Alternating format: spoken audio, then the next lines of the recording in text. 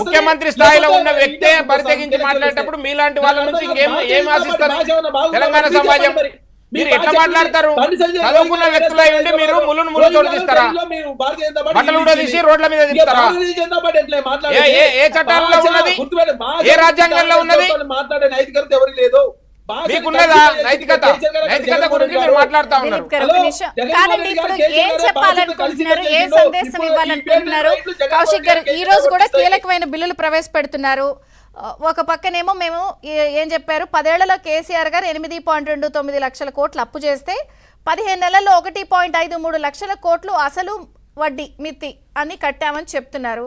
ఇవి చెప్పినవి వెళుతున్నాయా బయటికి? మీ బూతులు వెళ్తున్నాయా? రాజ్యాంగబద్ధ పదవిలో ఉన్నప్పుడు దీన్ని మీరు అన్నదాన్ని సమర్థించుకుంటున్నారా? కేసీఆర్ గారు టీం అన్నదానికి ప్రజలు సమాధానం చెప్పారు కదా. మీరు కూడా అంటే ఒక విషయం నేను స్ట్రైట్ అడుగుతాను, ఇప్పుడు కేసీఆర్ గారు లేకపోతే బీఆర్ఎస్ నాయకులు అలా మాట్లాడడం వల్లే ప్రొజెక్ట్ అయ్యి ఆ రోజు ఎలివేషన్ వచ్చింది కాబట్టి దాన్నే మీరు ఆదర్శంగా తీసుకున్నారా?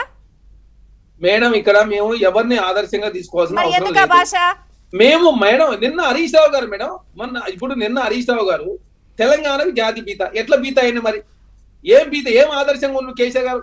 అప్పులు చేసినలో ఆదర్శంగా ఉండా, లేదు తెలంగాణ ప్రజలు రెచ్చగొట్టడంలో ఆదర్శంగా ఉండా, ఆంధ్ర రాష్ట్ర ప్రజలు ఆనాడు తిట్టిన దాంట్లో ఆదర్శంగా ఉండా, సోషల్ మీడియా ఎంకరేజ్ చేసే దాంట్లో ఆదర్శంగా ఉండా, లేదు 1,00,000 కోట్ల రూపాయలు దోసుకొని వాళ్ళ అకౌంట్ లో 1,515 కోట్ల రూపాయలు బీఆర్ఎస్ పార్టీ అకౌంట్ లో, దేశంలో ఏ ప్రాంతీయ పార్టీ అకౌంట్ లో లేవు, తెలుగుదేశం పార్టీ అకౌంట్ లో లేదు, వైసీపీ అకౌంట్ లేదు, మా కాంగ్రెస్ పార్టీ అకౌంట్ లో మొత్తం కలిసి దేశవ్యాప్తంగా 140 సంవత్సరాల చరిత్ర ఉన్న కాంగ్రెస్ పార్టీ అకౌంట్ లో మా అకౌంట్ లో 800 కోట్ల రూపాయలు ఉన్నాయి.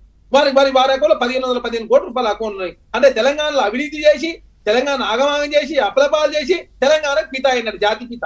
మరి ఎట్లా పిత అయ్యిండు? ఆయన అలవాట్లు చూసుకున్నా, ఆయన వ్యవహార శైలి చూసినా, ఆయన భాష చూసినా తెలంగాణ పిత అని ఎవరన్నా అంటారా?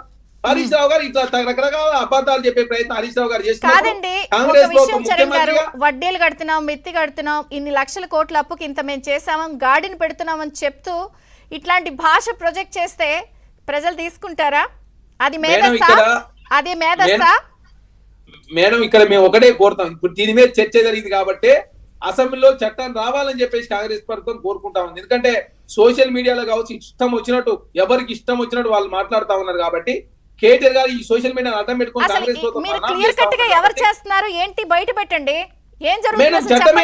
ఎందుకంటే ఆంధ్ర రాష్ట్రంలో చంద్రబాబు నాయుడు గారు ఒక చట్టం తీసుకొచ్చారు, తెలంగాణ రాష్ట్రంలో కూడా చట్టం రావాల్సిన అవసరం. ఎందుకంటే సోషల్ మీడియాలో అడ్డగోదిగా ఏది పడుతుంది మాట్లాడి తెలంగాణ రాష్ట్రంలో ప్రజలను పలసన పడే ప్రయత్నం బీఆర్ఎస్ పార్టీ ఆనాడు చేసింది కాబట్టి ప్రజలకు వాళ్ళు మాట్లాడిన భాషలో మేము మాట్లాడింది 10%. మేము వాళ్ళలాగా మాట్లాడితే తెలంగాణ రాష్ట్రంలో ఇంకా పెద్ద ఎత్తున చర్చ జరుగుతుంది. బీఆర్ఎస్ పార్టీ నాయకులు బయటకు కూడా రాలేదు పరిస్థితి. ఎందుకంటే తెలంగాణ పనికి మళ్ళీ మాటలు మాట్లాడకండి ప్లీజ్. మీరు మాట్లాడితే బయటికి రాలేం కాదు, ఇవన్నీ వేస్ట్ మాటలు. ప్రజలకు సందేశం తప్పట్లు మాట్లాడద్దు. మీరు మాట్లాడితే బయటికి రాని పరిస్థితులు లేదు. చెప్పండి,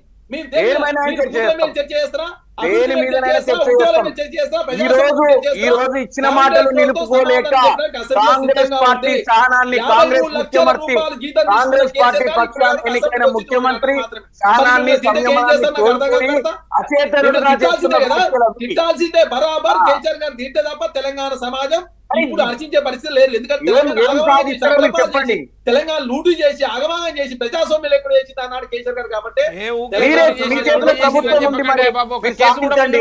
ఒక విచారణ కూడా ముందలుకోతలేదు, ఒకరిని కూడా ఎఫ్ఐఆర్ కాలేదు. మీరు ఇంకా లూటు చేసిర్రు అని కబుర్లు చేసుకుంటూ కూర్చోండి.